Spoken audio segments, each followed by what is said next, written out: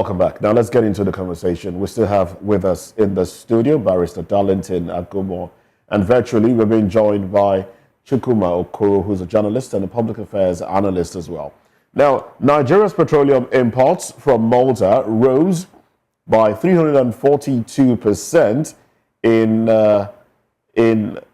2023, reaching $2.08 billion. Now, this spike occurred amid allegations by Dangote Group Chairman Aliko Dangote that officials of the Nigerian National Petroleum Company Limited own blending plants in Malta. StatusSense, a research organization, revealed this data on its X account, aligning with TradeMap's global trade database. From 2013 to 2016, Nigeria's imports from Malta were $237.81 million. However, there were no imports from 2017 to 2022 before the sharp increase in 2023. All right. Now, it goes deeper than this. The sharp increase in 2023 and a spike, as it were, in the importation of crude from Malta.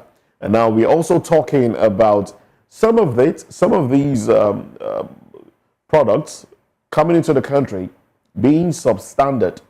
Well, that's the conversation we're having. Well, quickly, let's start with Mr. Okoro, who is joining us virtually. Good morning to you. Good morning, Moses. Now we are back to this conversation. I mean, it's lingering since it came up. Nigerians have been tinkering with the idea that certain individuals within the NNPC might be owners. In fact, certain individuals within the political terrain, the big wigs in Nigeria, might own a blending plants, and that could be the reason why national refineries are not being put to work. Now, we're hearing that the allegation by Dangote seems to be true, as it is, according to statisticians. How do you react to the fact that this data is coming out at this time, and Nigerians are beginning to see that truly Nigerians are importing products from this part of the world, the island of Malta, and some Nigerians may truly have investments there? Yes, Moses, good morning once again. You know, we are in very interesting times in Nigeria, and I think that we have reached a make or match situation. You know, this is a make or match situation for us to the extent that, look, is either we get things right at this moment or we keep floating, you know, to the disgrace of ourselves and to the whole world. Moses, my reactions are many, but let me start with the one of Alhaji Aliko Dangote. Alhaji Aliko Dangote is a very successful businessman in his own right. He is apolitical, at least publicly. He doesn't express his political opinions. He is not flippant. He rarely talks. The man minds his business. One of Africa's wealthiest men. For Alhaji Aliko Dangote to come to the public and say, look, we are having these challenges because certain Nigerians have blending plants in Malta. I think it is something that should be taken seriously. He doesn't make careless statements. He will have his information, I'm sure, before he comes out to spill this thing to the public. The reactions are many. Let's look at Malta. Malta is a tiny archipelago. You know, it's like a bridge between Africa and Europe. About 200 square, less than, in size, less than Lagos State or thereabout, with a population of 542,000 people. That is the 2024 census. That's not even a million. Malta doesn't have any oil deposit. Suddenly, Malta has refineries that Nigeria the 8th largest producer of crude oil in the world. It's important. Now since it imports that same oil, refined, blended, please blended, because there's a difference between refining oil and blending oil. These are two different things. And Alhaji Dangote knows what he's talking about. This is a country that Nigeria now goes to import its oil from. And look, if you look at the figures, if you consider the figures, you might just go crazy. So let's just leave figures aside. Let's look at the import of it. The relationship between corruption, NNPC, and what is trending now. Looks like the noose around Alhaji Dangote's neck, they have been tightening it gradually, to the extent that the man has cried out. Dangote was almost crying when Sahara Reporters granted that interview. You know, so the man is, it is something that is evident. NNPC has been a cesspit of corruption right from when I was in the university. I've always known that NNPC is a no-go area if you want to talk about decency. The accounts are very opaque. They don't disclose their figures. Billions of naira are missing. And all of a sudden, Alhaji Aliko Dangote says, look, we have people that work in NNPC that have blending plants in Malta. And it's a conversation that we are holding. We have not heard EFCC interrogate anybody. We have not heard ICPC. We have not heard the presidency call anybody to order. What we are hearing or what we see is the Minister of State for Oil, Kenneth Lokwobri, holding photo ops with Dangote and a few other people to tell us that the issue is being settled. It's unfortunate. That's why I say we are in a make or man situation. It's either we get things right. So this speaks to the cabal. This speaks to the cabal in that sector. Like it's been purported in recent times that the cabal in the oil sector is even tougher, more deadly than the cabal in the drugs sector. Now, let's look at a few individuals that have manned the position of Group GMD. Yes, GMD of NNPCL. At the time in question, according to the statistics, let's not forget that NNPC has been in existence since 1977. But at the time of this conversation now, 2013 to 2016, we've had Mr. Andrew Yakubu in that office. We've had Ibe Kachuku in that office as well. And, well, at some point, I think after 2016, we had the late Makante Baru also occupying that position. Right. Now, these other individuals, shouldn't they be called to question? Let me bring the question now to Barrister. Moses, no cabal can be as powerful as any government. So government is the cabal? I'm telling you, from what Dangote is No, is that what you're saying? I said from what Dangote is telling us now. The hand of the federal government is involved in this. But we've had a change of government. No. From one time to another. At least from 2013 to 2015, there was a change. And then from 2019 to 2023, there was a change. So is it that... One of the problems of Nigerian government specifically is that we dwell so much on corruption, infamy. A government will come into office and discover that this thing is wrong. This thing will not help us. But it can help him. He will now dwell on it. Instead of solving the problem of that particular industry, he will now promote it for his own selfish interest. Have you asked yourself why all of a sudden, presidents of Nigeria who don't know a jack about oil industry are now Minister of Petroleum? Tell me. Have you seen one single contribution to that by this president who have hijacked that position? I mean, hijack. All because they want to be signing signature bonus. Because that is the responsibility of the Minister of Petroleum, just to collect the money. Are you telling me that all this scandal that is attributed to NNPC, the president is not aware, he has not heard of it? What is he doing? Nothing. He can't even do anything. It's not enough to say the problem has been there since Adam and Eve. But you have met it. Solve the problem now. You cannot continue to dwell on it, to benefit from it, and then pass it to the next government, who will now come and say continue for what? So when are we going to solve the problem? In other words, this present government and the previous present government is benefiting from all of this trouble. Is it not obvious? Because what Dangote is saying did not start today. Let's go back to what Dangote is saying.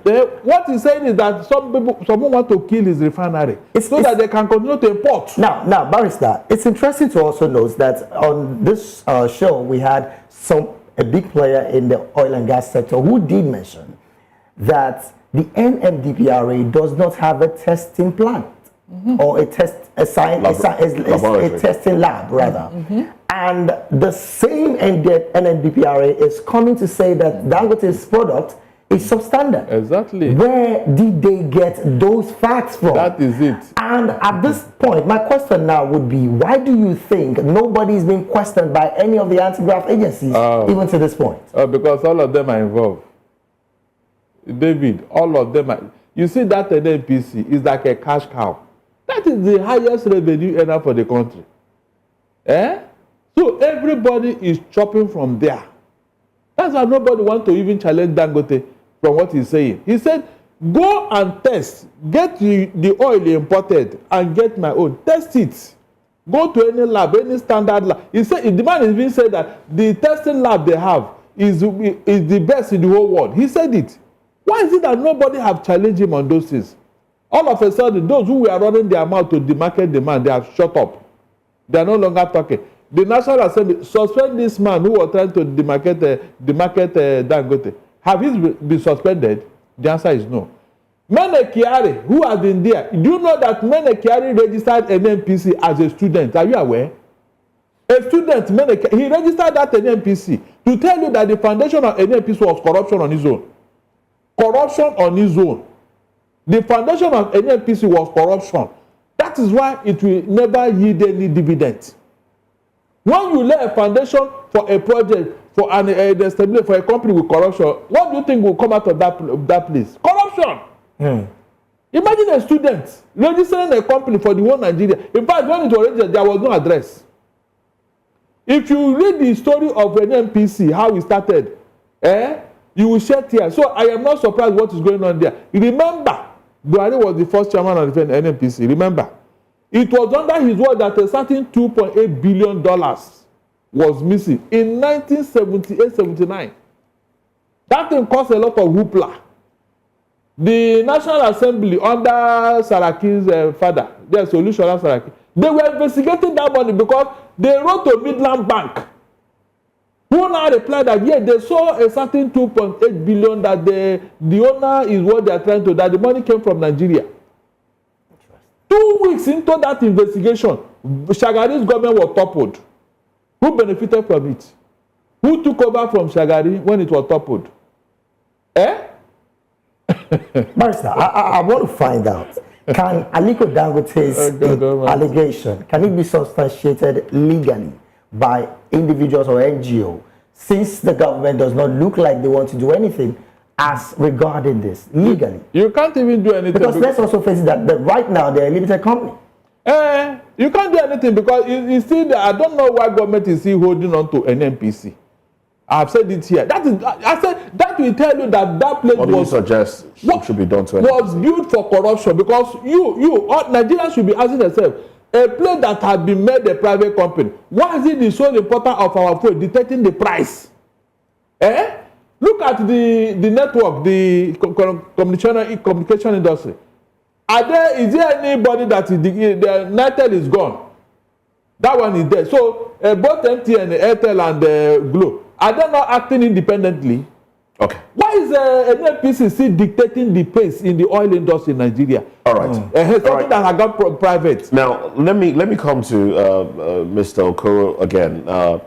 Now we're hearing, let's not forget that in this 10th assembly, we've seen situations where whoever speaks in a certain manner is suspended or threatened to be suspended. We have the issue of Ningi. We have the issue of Aline Dume. And now NMDPRA Chief Executive Officer Farouk Ahmed is being threatened with a suspension. Does this give does this seem like there is a cover-up from the top to ensure that certain things are not made public? Do you get that impression? Yeah, Moses, it's not, you don't need to travel far. You don't need to travel far to crack open that impression. It is real. Everything, like Barisago said, you know, if you are looking for a cabal in the oil industry, if you are looking for a cabal around anything that doesn't work in Nigeria, it points in the direction of the government. Yes. It's very simple. You know, because, see, I still have this issue with the government, with this present government. Why did you remove fuel subsidy? You removed fuel subsidy because, according to you, a certain group of people had hijacked the subsidy regime. They were benefiting unduly from it through round-tripping, over-invoice, and a lot of other infractions. Moses, we are 220 million Nigerians. And out of these 220 million, there are less than 100 of them that are involved in the oil sector at the top. Yes. And you come into office with the chest that I'm going to fight corruption. And you cannot apprehend less than 50 people who are involved in this thing. So how do you want us to believe that you have come to fight corruption? Or the fact that you have come to deepen it as they are doing now? What the present government is doing is to deepen corruption. And everything around it, its signature, the clothes they wear, everything points to the fact that they are very intolerant. You cited, look at Abdul-Lingi, look at Alim Dume, the Farouk of a guy. Nobody is talking. If you talk, they clamp you down. Forgetting that you have not converted a man, you merely silenced him. Mr. Chukwuma, Mr. Chukwuma, sorry to cut your thought there. Is it this same corruption that you're mentioning that the likes of Ibeka Chukwu saw that made him resign, or is there something else from your own perspective? Resign, or was he forced to resign? Go through the history of all the GMDs of NNPC. All of them left under very controversial circumstances, right from the time of Arrett Adams. You remember Arrett Adams? Right, yeah. Dr. Arrett Adams. Go back in history and we find out that none of the NNPC's GMDs left just like that. All of them left under very controversial circumstances. The moment you get in there and you refuse to play ball, or you overplaying the ball, you get into trouble with the powers that be. That is the story of NNPC. It's quite interesting. You just said playing ball, and as it stands, it looks more like Aliko Dangote. Well, he said it. He's over 60, and he can take, for a fact, responsible for any of his words. Now, he did mention, like I told Barrister a couple of minutes ago, that some persons in the NNPC had, which of course is our conversation today, had plants in Malta. The question now would be, why is the NNDPRA and the NNPC group led by Mele Kyari not supporting I'm talking about Dangote refinery, knowing for a fact that if this refinery comes into fold, it would also help our FX? Why is this cabal still fighting so hard to making sure that he does not see the light of the day? David, the answer is simple. If Dangote refinery starts working, he will have simply cut off their source of revenue. It's as simple as that. It's more like a conspiracy, you know, by those at the top that no refinery in Nigeria will work.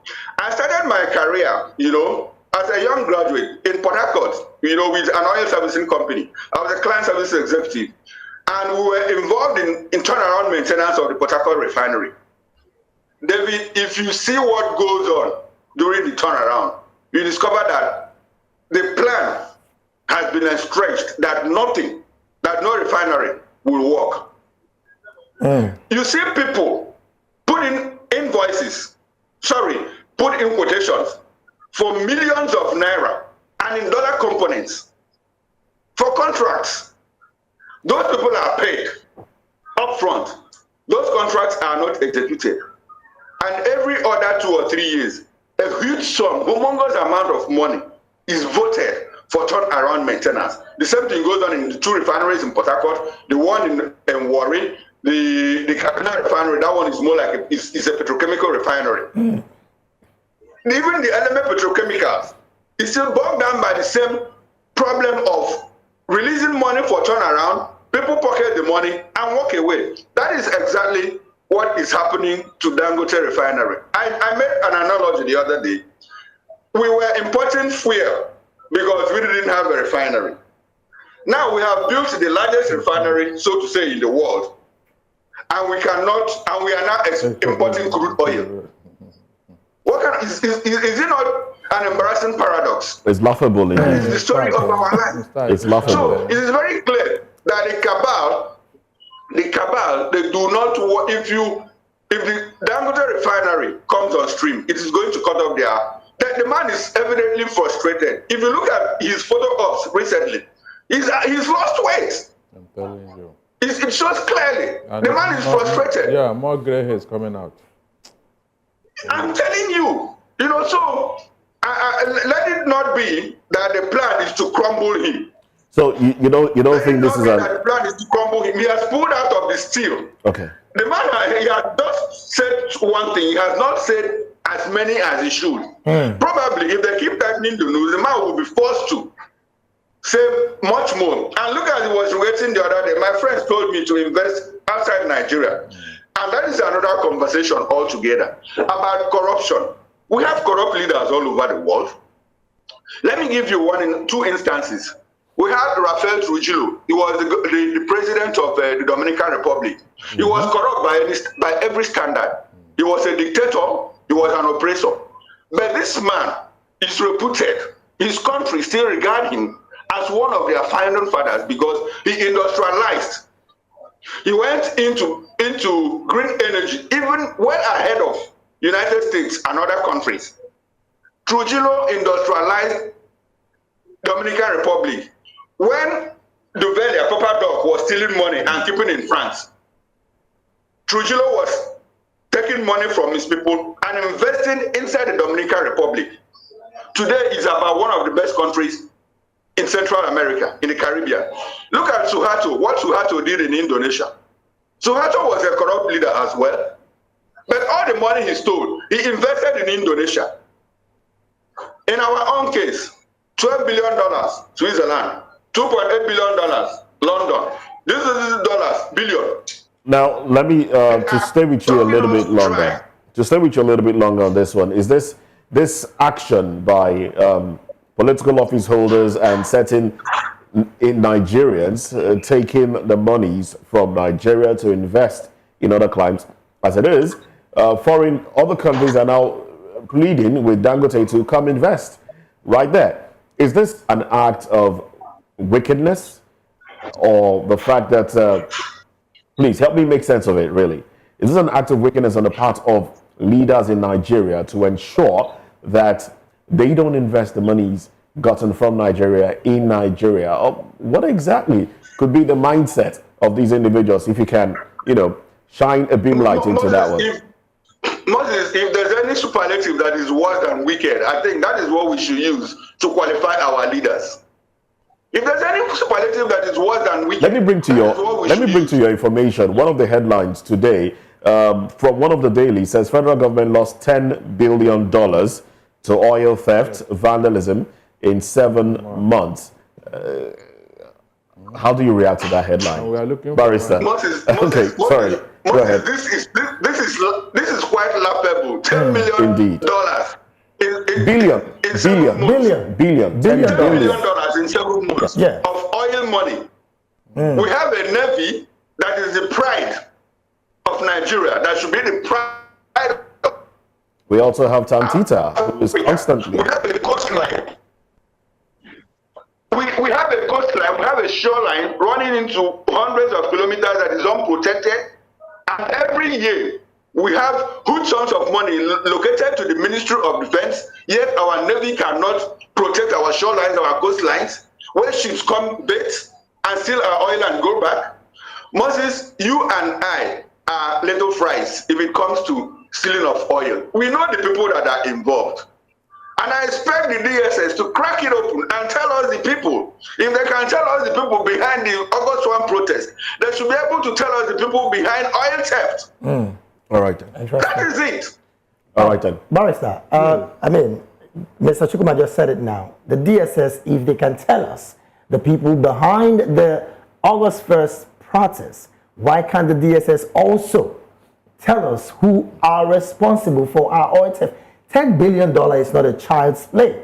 I mean, owing to the fact that we're still owing about 123 trillion naira in the World Bank. David, it's a paradox. I have told you here that we don't have security agencies. So I'm telling you, if we have, Nigeria will not be suffering from insecurity for 15 years. We don't have. I have asked you here, mention one terrorist, one single terrorist that operated in American soil for 24 hours, and they did not take him out. But here, for 15 years, this same DSS, who always flex their muzzle on innocent civilians, they could not trace the terrorists that are disturbing Nigeria. They could not trace the 400 names they gave them that are sponsoring terrorism in Nigeria up to now. Even the 15 names mentioned. Yes, they couldn't do anything. It is only civilians. Whenever it comes to you see them flexing muzzle. We know those who are sponsoring this protest. They want to resume change. Don't be talking. So we don't have security agencies. Seriously, we don't. And I make bold to say, if we have, Nigeria will not be like this. Yes, I challenge them. Let them tell me any other country that has suffered this type of embarrassing situation for 15 years with ragtag terrorists, bandits and all that, and they are in bed with them. So the problem cannot be solved until we get a leader. I have told you, let us come from a micro level. Look at some states where we have some governors who came to lead their people, who came to serve. Look at what is going on in Abia State. Chukwuma State. Look at Olesoti. What Ojikalu could not do, what Oji could not do, what Igbazu could not do, this man have done it under 1 year. Do you know that some of our boys in Lagos are relocating to Aba because of what is going on there? They have moved their business to Aba. It's quite interesting, Barrister. Can you imagine? But then the question would be... the government on this one, the federal government, with all the money, with all the power, everything, they couldn't do anything. What does that tell you? We don't have leaders. We all have opportunists who just want to loot and collect their own share of the national cake. Nothing else. That's what they come for. Evidence is there to tell you and I that we don't have leaders. I'm telling you, we don't. With all the mineral resources, everything we have, they could not harness it to move Nigeria forward. They all come, it is when they leave, you now see here the humongous amount of money that disappeared under their watch. You now ask yourself, so this is what this man came to do, ab initio. This is what he came to do. We are seeing it here. Under 1 year, 24 trillion naira is gone. We don't know where it went to. We can't see where that money was invested or put into in Nigeria. They borrowed. We are now running for budget, yet we can't see where it is going into. All right. What does that tell you?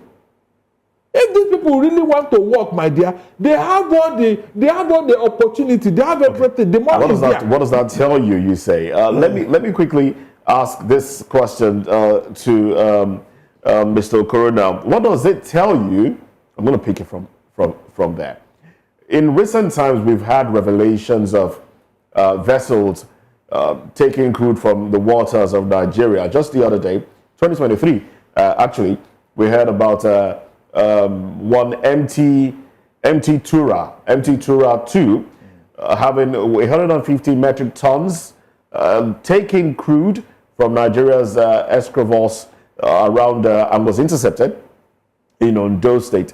Does it, with everything playing out now, do you get the impression, does this tell you that we might just have an answer to those that have been taking Nigeria's oil, vessels that have been operating on Nigeria's waters for years? We've had those that have operated for 11 years and even more just being discovered.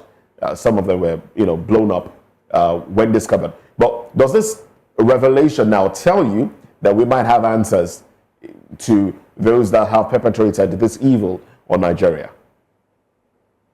You see, Moses, I'll come to that, but please, Barrister Agoma, let me just take some seconds to talk about my state. Yes, Alex Oti is apparently doing well, but not in the magnitude that people are talking about it. Most of the things that happen in Abia State, yes, he's building roads, quite roads, roads that the former government, the previous governments couldn't build. He was able to resurface some of the roads that were built by the previous government, but there's some kind of small screen in Nigerian politics. It's like the more you look, the less you see. I would rather not talk about Alex Oti and Abia State now. He seems to be doing well, but I don't see anybody relocating. Aba is still as it is. There is no light. Monies are missing here and there, unaccounted for. But that's a conversation for another day. Now, Moses, the issue of it's very clear that a certain set of people at the top,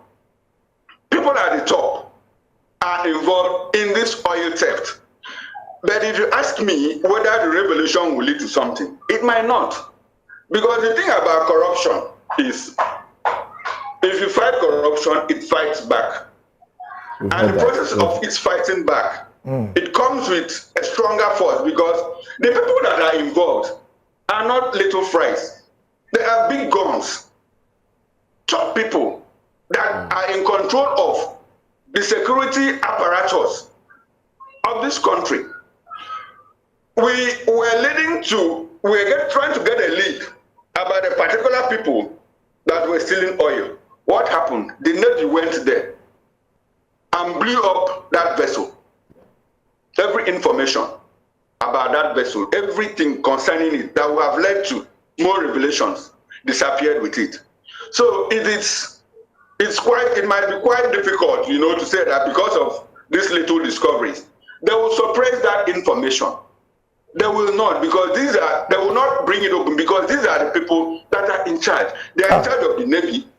They are in charge of the Air Force. They are in charge of even the NSCDC. So it is those little ones, like all those boys that operate modular refineries, in Escravos and in parts of Nembe, Boni, and Brass.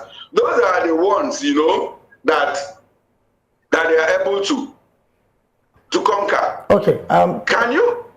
Sorry, David. All right. Go ahead. Everybody, is there any explanation for the fact that non-criminals are the people who have been given millions of dollars of contracts to protect our vessels? To protect our oil lines. What does that tell you? It tells you that there's a ring, there's a cartel around that thing. So, and it's only a good leader, a leader that is able to even sacrifice his own life. Because they don't mind taking you out.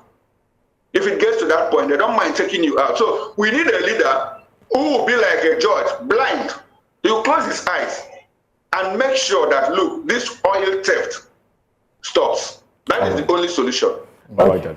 Barrister, as we coast home, just your final thoughts. But before then, of course, you might just wrap it up with your final thoughts. What are the potential consequences of not addressing these situations as we are seeing them unfold before us?